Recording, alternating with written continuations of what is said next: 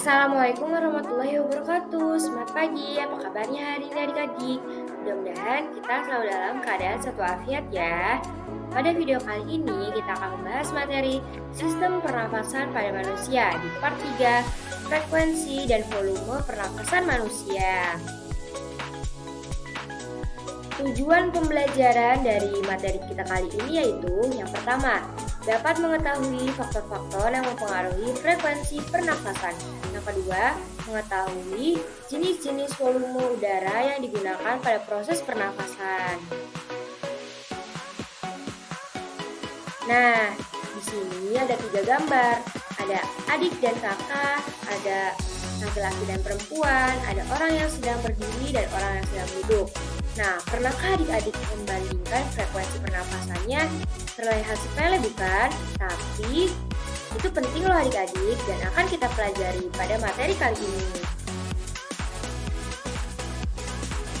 Frekuensi pernafasan adalah banyak sedikitnya udara yang masuk dan keluar dari tubuh kita tiap menit.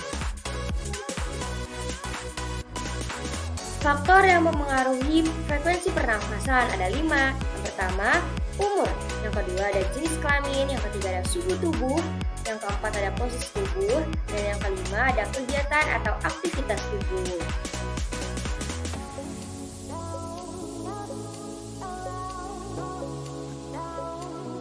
Faktor yang pertama yaitu umur. Pada umumnya, semakin bertambah umur seseorang, maka semakin rendah frekuensi pernafasannya. Hal ini berhubungan erat dengan makin berkurangnya proporsi kebutuhan energinya. Yang kedua yaitu jenis kelamin. Pada umumnya, laki-laki lebih banyak bergerak sehingga lebih banyak memerlukan energi. Kebutuhan oksigen dan produksi CO2 atau karbon dioksida pada laki-laki juga lebih tinggi. Hal ini menunjukkan bahwa proses metabolisme pada laki-laki jauh lebih tinggi dari perempuan. Yang ketiga ada suhu tubuh. Semakin tinggi suhu tubuh, maka semakin cepat frekuensi pernafasannya. Hal ini terjadi karena adanya peningkatan proses metabolisme di dalam tubuh, sehingga diperlukan peningkatan pemasukan oksigen dan pengeluaran karbon dioksida. Yang keempat ada posisi tubuh. Posisi tubuh sangat berpengaruh terhadap frekuensi pernafasan. Hal ini berkaitan dengan beban yang harus ditanggung oleh organ tubuh. Frekuensi pernafasan orang yang sedang berdiri lebih besar daripada orang yang sedang duduk. Nah, orang yang sedang duduk, frekuensi pernafasannya lebih besar daripada orang yang sedang berbaring. Dan yang kelima, itu kegiatan atau aktivitas tubuh.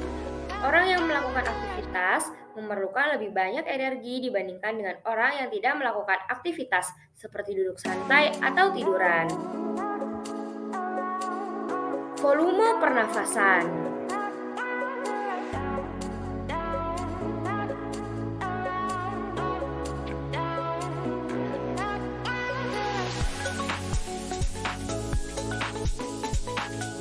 Volume pernafasan itu satuannya liter atau mililiter atau cc atau sentimeter kubik.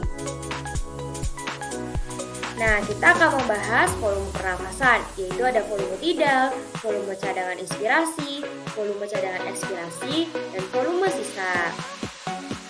Serta volume total paru-paru. Yang pertama, volume tidal. Volume tidal adalah volume udara yang keluar masuk paru-paru saat tubuh melakukan inspirasi atau ekspirasi biasa atau normal. Volume tidal itu volumenya sekitar 500 cc. Yang kedua, volume cadangan inspirasi.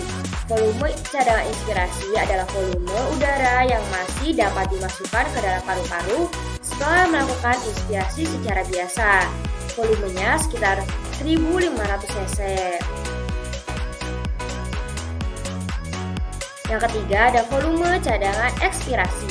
Volume cadangan ekspirasi adalah volume udara yang masih dapat dikeluarkan secara maksimal dari paru-paru setelah melakukan ekspirasi biasa. Volumenya sekitar 1500 cc. Yang keempat, ada udara residu atau sisa.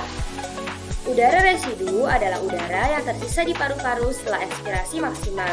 Udara ini mengendap di paru-paru dan tidak bisa dikeluarkan lagi. Volumenya sekitar 1000 cc. Yang kelima, kapasitas vital paru-paru.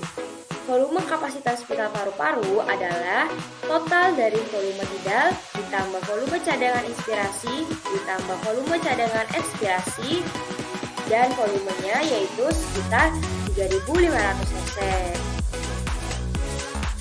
Dan yang keenam yaitu ada kapasitas total paru-paru. Kapasitas total paru-paru itu volume udara yang dapat ditampung secara maksimal dalam paru-paru.